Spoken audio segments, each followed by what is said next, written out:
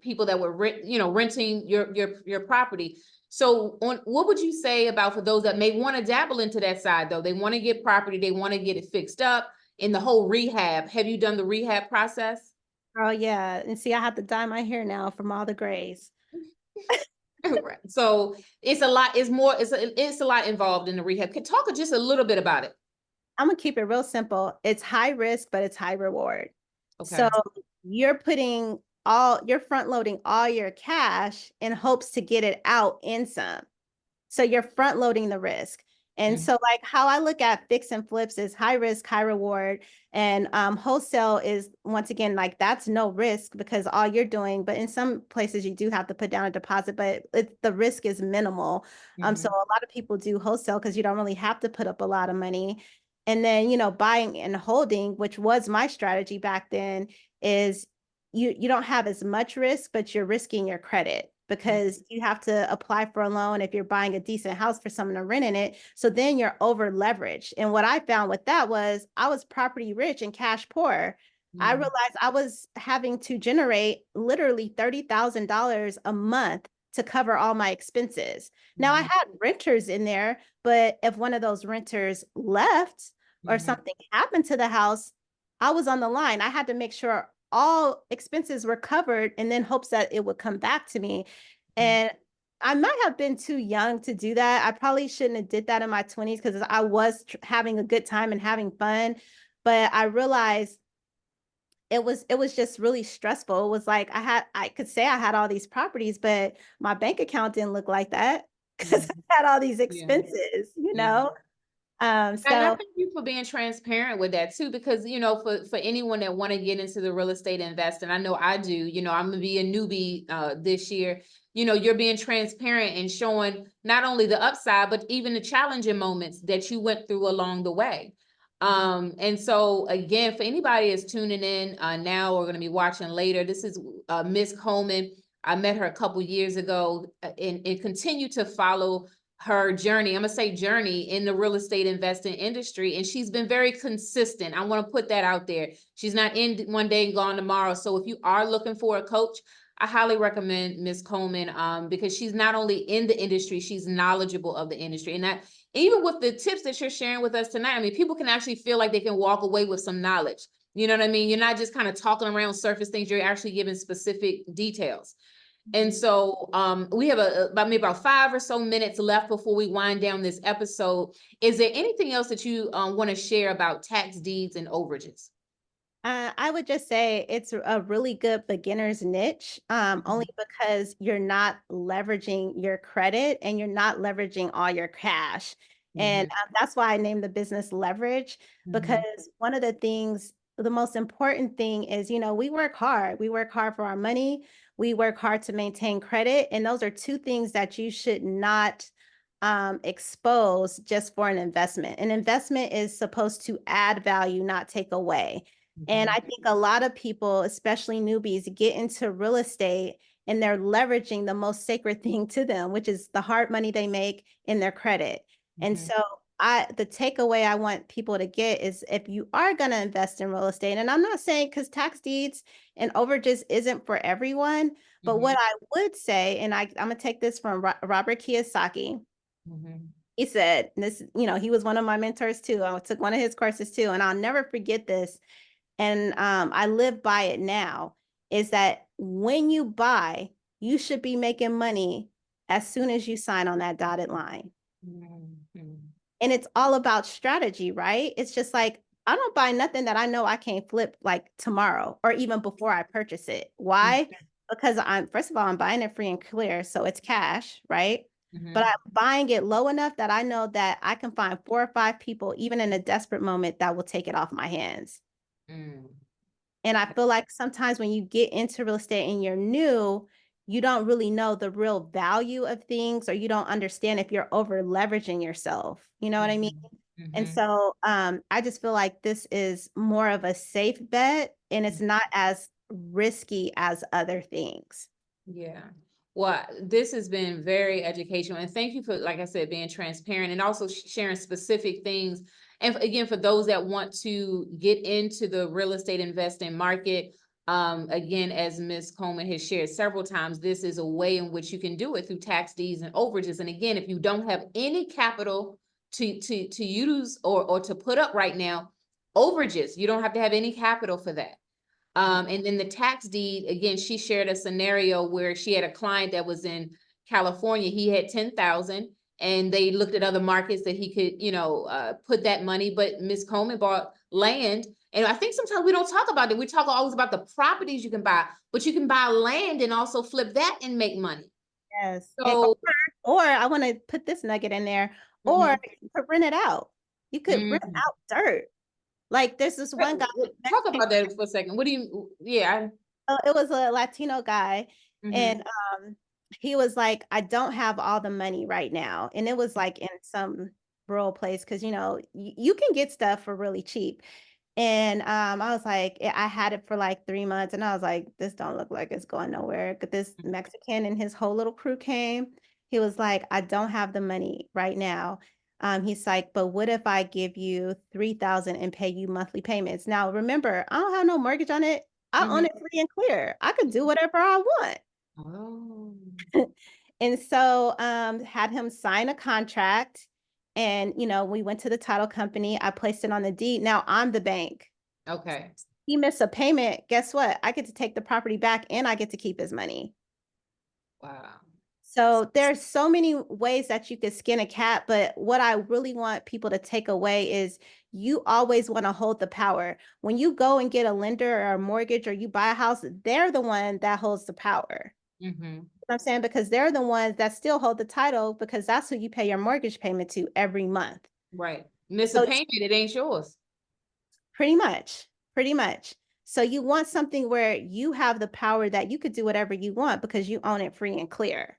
Mm-hmm. And so you want to be able to leverage that. I mean, there's so many different things that you can do with tax deeds. Like I was just talking to someone today, a student. He was like, well, I brought 5 of these and I can't sell them. I said, okay, well, go get a line of credit on each one of them. Are you happy now?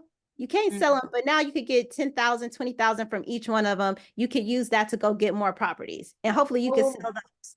so you can use it as collateral. Yes. Yes. It's like you said, it's leverage. So when you get into real estate investing in the name of it within her business. So what's the name of your business again? So everybody knows. It's leverage the $1 million blueprint. Leverage the $1 million blueprint. Again, connect with Ms. Coleman. Drop your social media handles, any website, any contact information you want to share. Okay. I want to share my YouTube channel because I think that is a good place for people to Yeah, start. and while you're doing that, we have a question in the chat on Facebook. The question is, what would you advise on how to get started? Somebody's want to get into it in the beginning phases. Of tax deeds or overages? Good question. It just said, how would you advise to get started? I guess in that industry. And then we have another comment from Mr. Christopher. He says, the borrower serves is slave to the lender. The lender always has the power. That's right. Kudos. Overages. Okay. Yes. So she just commented, how would you get started with overages? Basically, you would just go right now in your Google search and type in your county and put in excess proceeds and see if you even Okay. have, see if you have excess proceeds in your county. Now, I don't know where she's from, but Maryland. Maryland, I don't think Maryland's a tax deed state. Well, that's another piece. So you got to make sure it's a tax deed state. Yes, it has to be a tax deed state. Yeah. I don't do mortgages. They do mortgages too, but I don't do mortgages. You can do I'm sure you could do overages and mortgages in Maryland, but I do tax deed overages. Tax deed overages. But even if you're in a state that doesn't do it, once you can identify a state that does, and you can still buy and do business. So the response to that is looking at if Maryland is a tax deed overage state, which it might not be. So that's something we'll look into. Which I think you brought up a good point where if you want to go into this industry, you got to make sure whatever market you're trying to go into, if they do it. So but that's a very good question. Thank you, Matthew, also for popping in. We thank everybody that's been showing up in the Facebook feed on tonight. But again, you want to look the terminology that you just mentioned. If you want to get into overages in the state, you want to look for excess proceeds, correct? Yes. So just Now, put in the county and the excess proceeds. So whatever county you want, and then put add. in the county. So Uh-huh. look up the county. Okay. Mm-hmm. The county. Example, I'm in Texas. I don't even do Texas. I do excess Really? everywhere but Texas.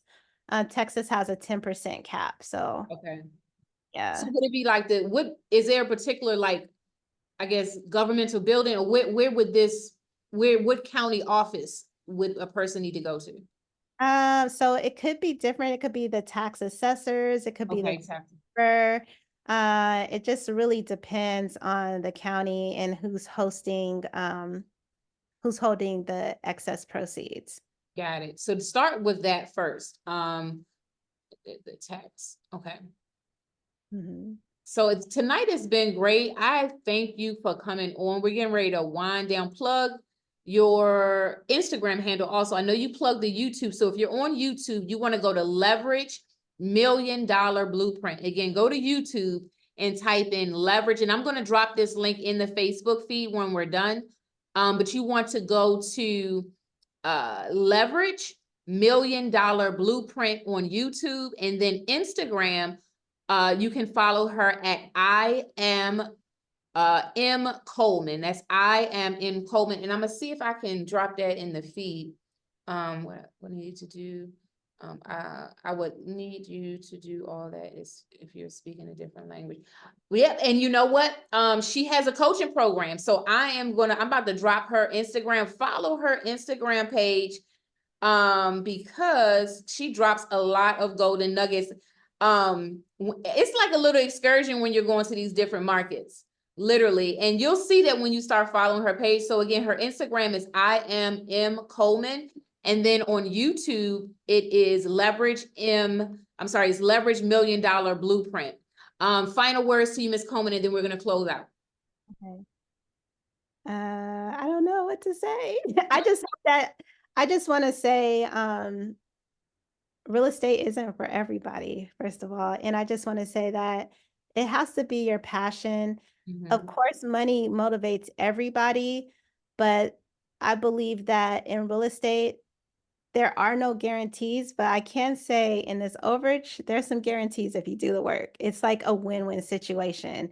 Mhm. But I would leave everybody with this is that live your dreams, live your passion, and you will succeed in whatever that is. I mean, like you mentioned earlier about me being on this journey and what keeps me going. What keeps me going is the potential of the money that I do make, and I plan to make even more. But most importantly is I get goosebumps every time I empower somebody and I create a wealth plan for people. Like it just amazed me how so many, especially our community, Mhm. know we don't know what we don't know. Yeah. And it just makes me feel good that I can impart knowledge Mhm. that can elevate their life, but not require a whole bunch of risk. And like I said in the beginning, that it doesn't require your credit and your cash, Yeah. as I know how that feels from experience. Yeah, yeah, and that's why I keep saying thank you for your transparency, because everybody didn't start where they at. We had to start from somewhere, and so I thank you for that. And then it was another question: what should we have in place to get before starting? She's talking about the overages, but so overages, it doesn't matter about capital and doesn't matter about credit, right? Yeah, but so one of the things you may want to have is, a website, uh, Website. Okay. um, in a separate phone, of course, because you're going to be calling and you don't want to be having people call you on your cell phone, and you're supposed to be a quote unquote business, right? Uh, Mm-hmm. you don't necessarily have to have an LLC. If you are going to be doing six-figure claims, I would highly suggest that. But Mm-hmm. it's not necessary. Mm-hmm. I really, there are some competitors out there, but I think a lot of people end up coming to me, even if they go to my competitor, is because my strategy is for everyday people. Yeah. Um, I'm wanting people to get to the bag quicker. And a lot of times we take a lot of time setting up stuff and getting stuff ready and never complete it. Whereas this, I feel like you don't necessarily have to have an